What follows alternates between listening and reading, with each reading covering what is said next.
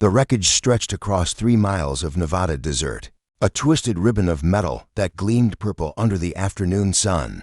Michael had been hunting jackrabbits when the sky screamed open, when something that looked like a falling star carved a trench through the hardpan and came to rest in a crater of its own making. He approached cautiously, rifle in hand, boots crunching on crystallized sand that the heat of re-entry had turned to glass. The ship, if that's what it was, looked organic. All curves and flowing lines, like someone had sculpted it from mother of pearl. Sections of the hull had peeled back like flower petals, exposing an interior that pulsed with bioluminescent light. That's when he heard it, a sound that transcended language, that needed no translation. Someone was crying. Michael climbed over a twisted support beam, his heart hammering.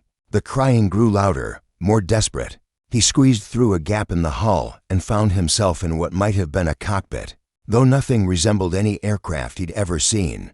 The walls were lined with what looked like living tissue, veined and softly breathing. And there, suspended in a cocoon of amber gel that was slowly dissolving, was her. She couldn't have been more than 20 in human years, though Michael had no idea how her species aged. Her skin was the color of twilight, a deep purple that shifted to blue at her extremities. She had 4 arms, each ending in delicate 6-fingered hands, and her face was almost human to large eyes like polished obsidian, a small nose, a mouth twisted in anguish. But it was her forehead that marked her as royalty, even before he noticed the circlet of living metal wrapped around her temples. It bore intricate geometric patterns that seemed to move, flowing like water frozen in silver. She was beautiful, and she was terrified. "Hey," Michael said softly, the way he'd speak to a wounded animal.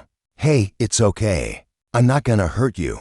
Her eyes snapped to him, wide with panic. She said something in a language that sounded like wind chimes and breaking glass, her 4 hands pressing against the dissolving gel prison. Michael set down his rifle and raised his hands. "I'm going to help you, okay? Just hold still." He didn't know if she understood, but something in his tone must have reached her. She stopped struggling, though tears, actual tears, iridescent and gold, streamed down her face. Michael grabbed the edge of the gel cocoon and pulled. It gave way easier than he expected, tearing like wet paper, and suddenly she was falling forward. He caught her instinctively, his arms closing around her slight frame.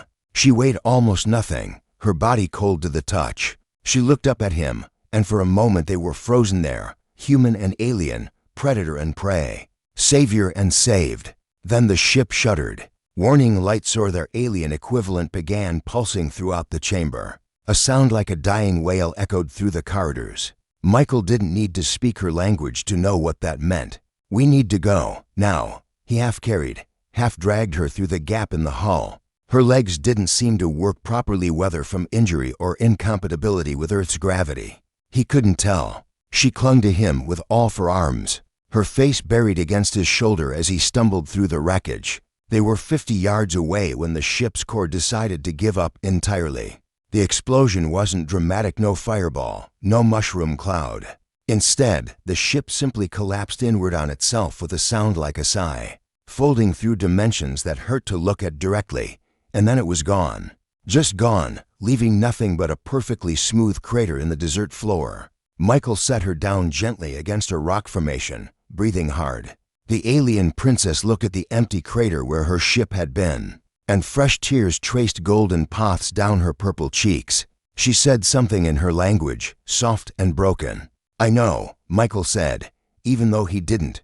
"I know." Linda found them 3 hours later, following the coordinates Michael had texted with shaking hands. She pulled up in her beat-up pickup, took one look at the alien girl, and said, "Well, shit. Yeah." Michael agreed. "She friendly?" "Seems to be. Government gonna want her." "I know." Linda was quiet for a moment, studying the princess, who studied her back with those bottomless black eyes. Then Linda sighed and opened the passenger door. "Get in, both of you. We'll figure this out at my place." Michael helped the princess into the truck. She moved more easily now, adapting to Earth's gravity with unnerving speed.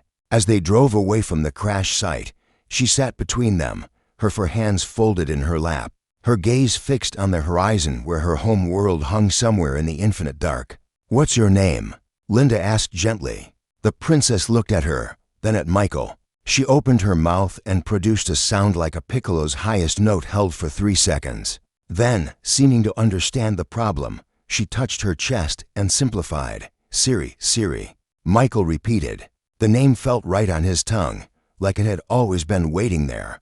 "I'm Linda, that's Michael. Welcome to Earth, honey. Sorry about the rough landing." Siri's face did something that might have been a smile.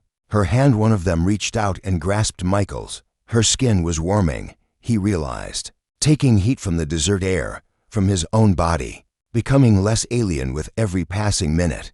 "We're going to keep you safe," Michael said, and meant it with every fiber of his being. "Whatever happens, whoever's looking for you, you're under our protection now. That's what humans do. We protect our own." Siri didn't understand the words, but she understood the promise behind them. She squeezed his hand with surprising strength, and for the first time since he'd pulled her from the wreckage, she stopped crying. Behind them, the desert was already erasing evidence of the crash. Wind and sand conspiring to keep humanity's newest secret. Ahead, the road stretched toward an uncertain future. But in that moment, in the cab of Linda's old Ford, 3 beings from different worlds shared something universal: hope, and maybe, just maybe, that would be enough.